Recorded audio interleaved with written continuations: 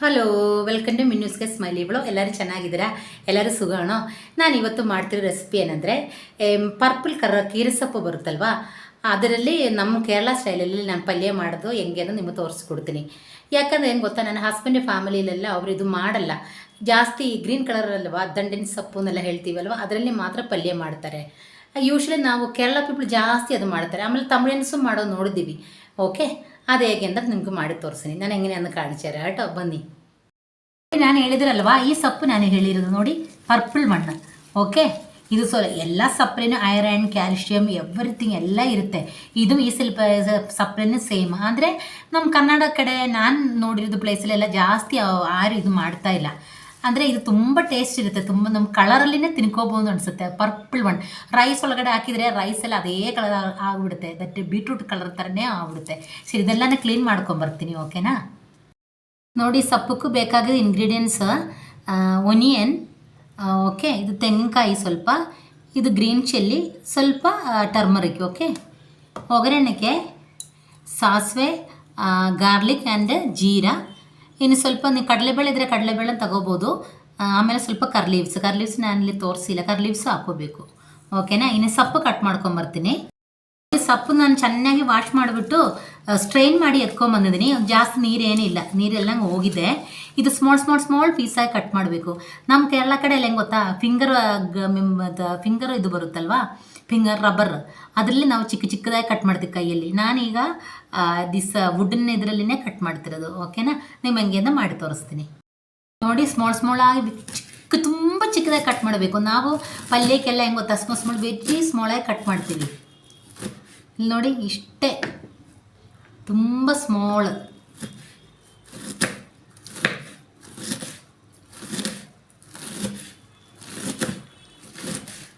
ನೋಡಿ, ಇಷ್ಟು ತುಂಬ ಚಿಕ್ಕದಾಗಿ ಕಟ್ ಮಾಡ್ಕೊಳ್ಳಿ. ಓಕೆ, ನೋಡಿ, ಎಲ್ಲ ಚಿಕ್ಕದಾಗಿ ಕಟ್ ಮಾಡಿದ್ದೀವಿ. ನೋಡಿ, ವೆರಿ ಸ್ಮಾಲಾಗಿ ಕಟ್ ಮಾಡಬೇಕು. ಓಕೆ, ನಮ್ಮ ಕೇರಳ ಕಡೆ ಎಲ್ಲ ಪಲ್ಯ ಮಾಡಬೇಕಂದ್ರೆ ಎಲ್ಲ ತುಂಬ ചിക്കതായി ಮಾಡ್ತೀವಿ, ദപ്പാಗಿ ಯಾರೂ ಹಾಕಲ್ಲ. ഓക്കെ, നമുക്ക് കേരളത്തിലുള്ളവരെല്ലാം ഇത് പറയേണ്ട ആവശ്യമില്ല. ഇപ്പോൾ എല്ലാ പിള്ളേർക്കും അറിയാം ചീരക്കറി എന്താണെന്ന് പറഞ്ഞാൽ. ബട്ട് എനിക്ക് വേറെ സബ്സ്ക്രൈബേഴ്സ് ഉണ്ടല്ലോ, അവർക്ക് വേണ്ടിയാണ് കേട്ടോ. ഇനി ನಾನು ಏನೇ ಹಿಂಗೆ ಮಿಕ್ಸ್ ಮಾಡೋದು ಹೆಂಗೆ ತೋರಿಸ್ಕೊಡ್ತೀನಿ. ಫಸ್ಟ್ ನಾನು ತೆಗೆದಿಟ್ಟಿರೋದಲ್ವ ಈರುಳ್ಳಿ ಎಲ್ಲ, ಇದೆಲ್ಲ ನಾವು ಒಟ್ಟಿಗೆ ಏನು ಮಾಡೋದು ಗೊತ್ತಾ, ಎಲ್ಲ ಕೈಯಲ್ಲಿ ಒಂದ್ಸಲ ಚೆನ್ನಾಗಿ ಕ್ಯೂಸ್ ಮಾಡ್ತೀವಿ. ನಾವು ಗ್ರೈಂಡ್ ಮಾಡ್ತೀವಿ. ಲಾಸ್ಟ್ ಟೈಮ್ ನಿಮಗೆ ನಾನು ಗ್ರೈಂಡ್ ಮಾಡಿ ತೋರಿಸಿದ್ವಿ, ಸ್ವಲ್ಪ ಕ್ರಷ್ ಮಾಡಿ ಅಲ್ವಾ. ಇದು ಅದೇ ಥರ ಏನಿಲ್ಲ, ಜಸ್ಟ್ ನಾವು ಹಿಂಗೆ ಒಂದು ಮಾಡಿದ್ರೆ ಸಾಕು. ನೋಡಿ, ಎಲ್ಲ ಮಿಕ್ಸ್ ಆಗುತ್ತೆ. ಕೆಲವರು ಸ್ವಲ್ಪ ರೆಡ್ ಚಿಲ್ಲಿ ಹಾಕ್ತಾರೆ. ನಿಮಗೆ ಬೇಕಂದರೆ ರೆಡ್ ಚಿಲ್ಲಿ ಹಾಕೋಬೋದು, ಇಲ್ಲ ಒಗ್ಗರಣೆಗೆ ರೆಡ್ ಚಿಲ್ಲಿ ಹಂಗೆ ಹಾಕೋಬೋದು.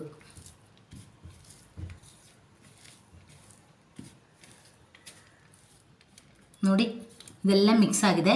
ಈಗ ನಾನು ಸಪ್ಪೊಳಗಡೆ ಮಿಕ್ಸ್ ಮಾಡಿಬಿಟ್ಟು ತೋರಿಸ್ತೀನಿ. ಈ ಮಿಕ್ಸ್ ಮಾಡಿರೋ ತೆಂಗಾಯಿ ಎಲ್ಲ ಇದರೊಳಗಡೆ ಹಾಕೋಣ. ಈಸಿ ಇದು. ನೋಡಿ, ಇದೆಲ್ಲ ಒಟ್ಟಿಗೆ ಚೆನ್ನಾಗಿ ಮಿಕ್ಸ್ ಮಾಡಬೇಕು. ಎಲ್ಲ ಒಂದು ಕಡೆ ಸ್ವಲ್ಪ ಒಂಚೂರು ಬಾಯ್ಲ್ ಆದಮೇಲೆ ಸಾಲ್ಟ್ ಹಾಕೋಬೋದು. ನಾನು ಇವಾಗ ಹಾಕಿಲ್ಲ ಸಾಲ್ಟ್. ಇವಾಗ ಏನು ಗೊತ್ತಾ, ತೆಂಗಿನಕಾಯಿದು, ಈರುಳ್ಳಿದು ಎಲ್ಲ ಇದಿರುತ್ತಲ್ವ, ಅದೆಲ್ಲ ಇದರೊಳಗಡೆ ಹಿಡಿಯುತ್ತೆ.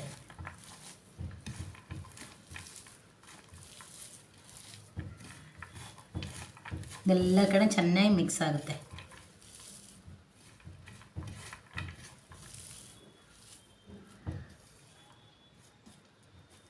ನೋಡಿ, ರೆಡಿ ಆಯಿತು. ಈಗ ನಾನು ಒಗ್ಗರಣೆ ಮಾಡೋದು ತೋರಿಸ್ತೀನಿ. ಇಲ್ಲಿ ನೋಡಿ, ಬಾಣಲೆ ಎಲ್ಲ ಬಿಸಿ ಆಗಿದೆ. ಸ್ವಲ್ಪ ನೀರಿದೆ, ಸ್ವಲ್ಪ ಡ್ರೈ ಆಗಲಿ.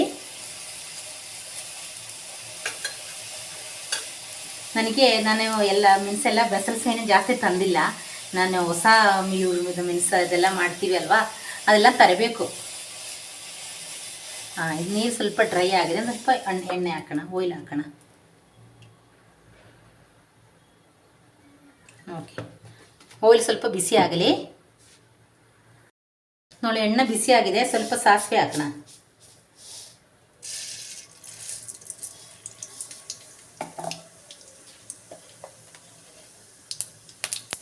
ಸಾಸಿವೆ ಸ್ವಲ್ಪ ಸೌಂಡ್ ಬರ್ತಾ ಇದೆ. ಸ್ವಲ್ಪ ಆಮೇಲೆ ಸ್ವಲ್ಪ ಜೀರಾ, ಜಾಸ್ತಿ ಬೇಡ, ಜೀರಾ ಸ್ವಲ್ಪ ಸಾಕು.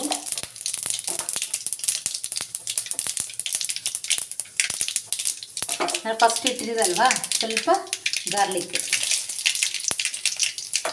ತುಂಬ ಒಳ್ಳೇದಲ್ವ. ನಾನು ಗಾರ್ಲಿಕ್, ಜೀರಾ, ಆಮೇಲೆ ಟರ್ಮರಿಕ್ ಎಲ್ಲ ಮೆದ ಕೊತ್ತಂಬರಿ, ಇದು 3 ನನಗೆ ತುಂಬ ಇಷ್ಟ. ಸರಿ, ಸೊಪ್ಪು ಹಾಕ್ತಾಯಿದ್ದೀನಿ.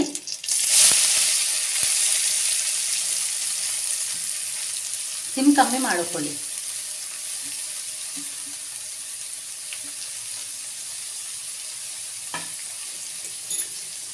ಸ್ವಲ್ಪ ಕರ್ಲೀವ್ಸ್,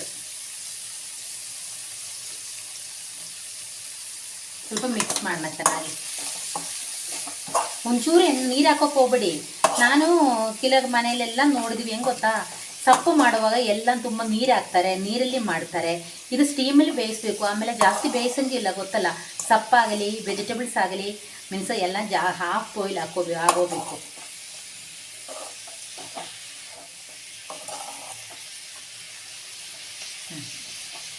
ಸ್ವಲ್ಪ ಬೆಂದು ಬರಲಿ.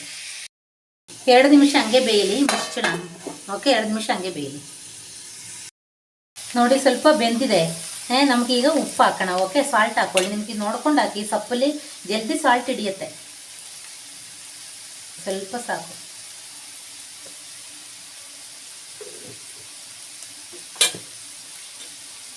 ಸ್ವಲ್ಪ ಮಿಕ್ಸ್ ಮಾಡೋಣ.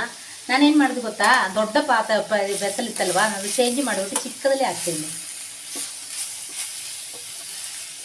ಇನ್ನು ಸ್ವಲ್ಪ ಮಿಕ್ಸ್ ಮಾಡಿ ಫ್ರೈ ಆಗ್ತೇವೆ. 15-20 ಮಿನಿಟ್ಸ್ ಸಾಕು, ಬೆಂದೋಗುತ್ತೆ. ನಾವು ಗ್ರೀನ್ ಲೀವ್ಸ್ ಎಲ್ಲ ಮಾಡ್ತಿರಲ್ಲ, ಅದೇ ಸೇಮ್ ಹಂಗೆ ಮಾಡಬೇಕು. ಹಂಗೆ ಅದೇ ಸ್ಟೈಲೇ ಮಾಡಿದ್ರೆ ಸಾಕು.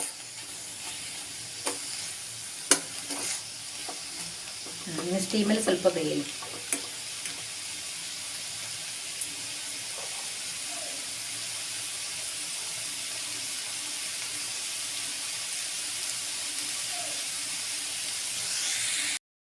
ನೋಡಿ, ಸೊಪ್ಪೆಲ್ಲ ಚೆನ್ನಾಗಿ ಬೆಂದಿದೆ. ഒരു 15-20 മിനിറ്റ്സ് സാക്കും. ನೋಡಿ. ಮತ್ತೆ ಒಂದು ವಿಷಯ ಹೇಳಬೇಕಾಯ್ತು ನಿಮಗೆ. ഒരു കാര്യം പറയാം കേട്ടോ. എൻ്റെ മൊബൈലിന് എന്തോ പ്രോബ്ലം ഉണ്ട് കേട്ടോ. എന്താണെന്നറിയോ, ಫುಲ್ ಸ್ಕ್ರೀನ್ വരുന്നിಲ್ಲ. ಏನು ಗೊತ್ತಾ, ನನ್ನ ಮೊಬೈಲ್ಗೆ ಒಂದು ಪ್ರಾಬ್ಲಮ್ ಇದೆ. ಫುಲ್ ಸ್ಕ್ರೀನ್ ಬರ್ತಾ ಇಲ್ಲ, ಹಾಫ್ ಸ್ಕ್ರೀನ್ ಬರ್ತಾ ಇದೆ. ಅದಕ್ಕೆ ಅಂಗಡಿ ತೋರಿಸ್ಬೇಕು.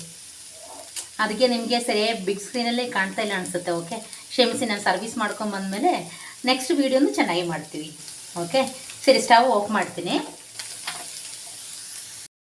ನೋಡಿ, ಇದು ಲೀವ್ಸ್ ರೆಡಿ ಆಗಿದೆ. ನೋಡಿ, ತುಂಬ ಪರ್ಪಲ್ ಆ್ಯಂಡ್ ಮೆರೂನ್ ಕಲರ್. ನೋಡಿ, ಅದು ಸ್ಟೀಮ್ ಹಂಗೆ ಬರ್ತಾ ಇದೆ. ನಾನು ಸ್ಟೀಮಲ್ಲಿ ಬೇಯಿಸಿದ್ದು.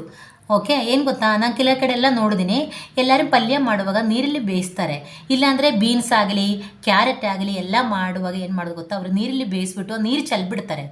ನೀರಲ್ಲಿ ನೀವು ಬೇಯಿಸಿದ್ರು ಕೂಡ ತರಕಾರಿ ಇರುತ್ತಲ್ಲ, ತರಕಾರಿ ಲೆವೆಲಲ್ಲಿ ಬೇಯಿಸ್ಬಿಟ್ಟು ಹಂಗೆ ನೀರು ಡ್ರೈ ಆಗಬೇಕು.